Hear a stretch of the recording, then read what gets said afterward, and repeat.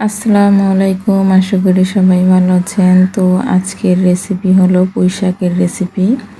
তো এই যে পুঁই শাকটা দেখতে পাচ্ছেন, এই পুঁই শাকটা কিন্তু আমাদের নিজের গাছের।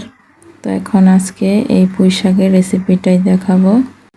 তো এই পুঁই শাকটাকে ভালো করে এখন কেটে নিব। তো দেখুন, পুঁই শাকটাকে কিন্তু ভালো করে কেটে নিয়েছি। তো এই যে দেখতে পাচ্ছেন, ডাঁটাগুলোকে পুরোপুরি ভালো করে ছুলে নিয়েছি। এরকম করে ছুলে নিতে হবে। তো দেখতে পাচ্ছেন আমি কিভাবে পুঁই শাকটাকে কেটে নিয়েছি। এরকম করে আপনারাও কেটে নেবেন। কেটে নেওয়ার পরে এখন ভালো করে ধুয়ে নিতে হবে। তো দেখুন, এখানে কিন্তু মাটির চুলায় রান্না করা হবে। তার জন্য এখানে কড়াই বসিয়েছি, গরম করে নিলাম তেলটা, দিয়ে দিলাম মাছের ভাজাটা ভাজার জন্য। তো এখন মাছের ভাজাটাকে মচমচে করে মাছটাকে ভেজে নিতে হবে একটু সময় নিয়ে। তো দেখতে পাচ্ছেন এক সাইডটা হওয়ার পরে কিন্তু মাছটাকে উল্টিয়ে দেওয়া হয়েছে। মাটির চুলায় রান্নার কিন্তু স্বাদই অন্যরকম, আর খেতেও খুবই মজাদার। তো দেখুন, মাছটাকে ভেজে তুলে নেওয়া হয়েছে।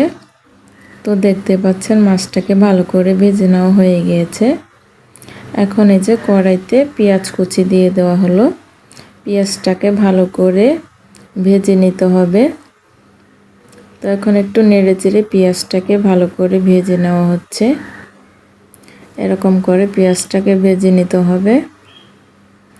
আজকের রেসিপি ভালো লেগে থাকলে অবশ্যই একটা লাইক করবেন। তো হলুদ মরিচের গুঁড়া দেওয়া হলো পরিমাণ মতো। এখানে অল্প একটু পানি দেওয়া হয়েছে মশলাটাকে ভালো করে কষানোর জন্য। পরিমাণ মতো এখানে লবণ দিয়ে দিচ্ছি। তো দেখুন, লবণটা দিয়ে দিলাম। এখন একটু নেড়েচেড়ে ভালো করে মশলাটাকে সময় নিয়ে কষিয়ে নিতে হবে। মশলাটাকে ভালো করে কষিয়ে নিতে হবে। তো দেখুন, এই যে মশলাটাকে ভালো করে কষানো হয়ে গিয়েছে। এখন এইখানে কিন্তু আলু দিয়ে দেব।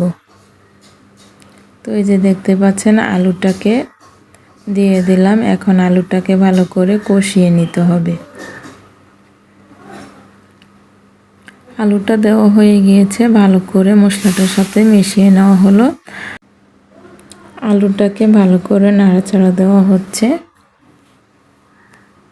তো এরকম করে একবার বাসায় পুঁই শাক রান্না করে খেয়ে দেখবেন, খুবই মজাদার হবে। তো পুঁই শাকটাকে ভালো করে ধুয়ে নেওয়া হয়েছে, তারপরে কিন্তু পুঁই শাকটা দিয়ে দিচ্ছি। এখন নেড়ে চেড়ে মিশিয়ে নিচ্ছি আলুটার সাথে। কমেন্টে জানাবেন আমার এই পুঁই শাকের রেসিপিটা কীরকম হয়েছে। আর অবশ্যই সাবস্ক্রাইব করে পাশে থাকবেন নতুন নতুন রেসিপি পেতে হলে। তো পুঁই শাক সবগুলো দেওয়া হয়ে গিয়েছে। এখন নেড়ে চেড়ে ভালো করে মিশিয়ে নেওয়া হচ্ছে মশলাটার সাথে। রেসিপিটা ভালো লেগে থাকলে অবশ্যই শেয়ার করবেন। তো এরকম করে কিন্তু একটু ভালো করে নেড়ে চেড়ে এখন কিন্তু ঢাকনা দিয়ে ঢেকে দিতে হবে। তো দেখুন, নাড়াচাড়া দিয়ে কিন্তু ভালো করে মিশিয়ে নেওয়া হয়ে গিয়েছে। এখন ঢাকনা দিয়ে ঢেকে দিলাম। তো ঢাকনাটাকে তুলে নিয়েছি 2 মিনিট পরে। তো এখন আবার একটু নাড়াচাড়া দিয়ে দিচ্ছি। নিজের হাতের সবজি লাগানো সেই সবজি খেতে কিন্তু খুবই ভালো লাগে। তো দেখুন, এই যে একটু ভালো করে কিন্তু কষিয়ে নিচ্ছি এই পুঁই শাকটার আলুটাকে। তো এখন ঢাকনা দিয়ে ঢেকে দিলাম। তো ঢাকনাটাকে তুলে নেওয়ার পরে কিন্তু নাড়াচাড়া দিয়ে দিচ্ছি।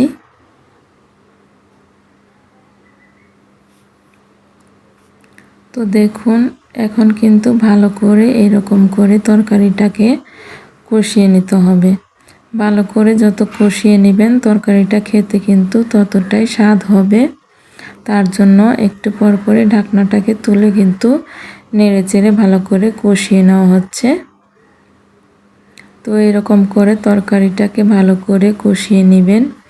তো তরকারিটা কিন্তু ভালো করে কষানো হয়ে গিয়েছে। এখন এখানে পানি দিয়ে দিলাম পরিমাণ মতো।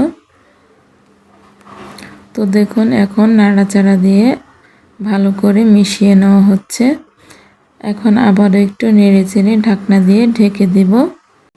এই রকম করে যদি পুঁই শাকটা রান্না করেন তাহলে কিন্তু বাড়ির সকলেই খুব প্রশংসা করবে এই পুঁই শাকের তরকারিটা। তো এখন এই যে বলক এসে পড়েছে, তারপর কিন্তু মাছটা দিয়ে দেওয়া হলো।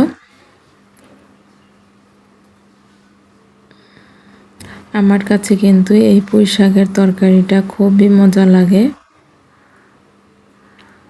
তো এরকম করে পুঁই শাক রান্না করলে কিন্তু খেতে খুবই টেস্টি হয়, তার জন্য আপনাদের সাথে শেয়ার করলাম। তরকারিটা রান্না করা হয়ে গিয়েছে, বাটিতে নিয়ে নিলাম। তরকারিটা রান্না হয়ে গিয়েছে, দেখতে পাচ্ছেন কিরকম হয়েছে। আর এটা খেতে যে কতটা স্বাদ, আপনারা যদি রান্না করে না খেয়ে থাকেন তাহলে একবার হলেও রান্না করে খেয়ে দেখবেন। তো সবাই ভালো থাকবেন, সুস্থ থাকবেন। নতুন এক রেসিপি নিয়ে আবার দেখা হবে। আল্লাহ হাফেজ।